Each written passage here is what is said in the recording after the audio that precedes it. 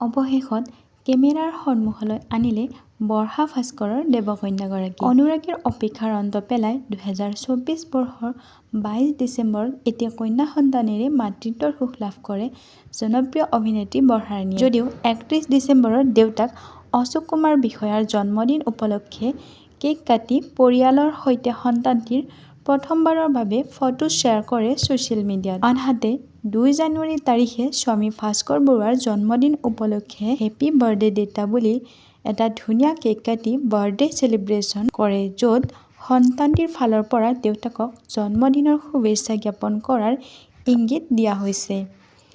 ফটোখনত কোলাত কেঁচুৱাটিক লৈ স্বামী ভাস্কৰ বৰুৱাৰ সৈতে বৰ্ষাৰাণীৰ মুখত যেন এক অপ্ৰাপ্তি সুখৰ হাঁহি।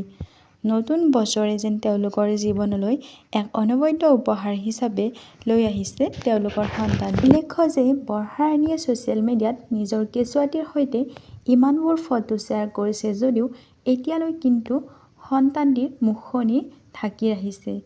এতিয়া অনুৰাগীৰ মাজত এটাই অপেক্ষা, কেতিয়ালৈ বৰ্ষা ভাস্কৰৰ কন্যাগৰাকীক সম্পূৰ্ণৰূপে কেমেৰাৰ সন্মুখলৈ আনিব।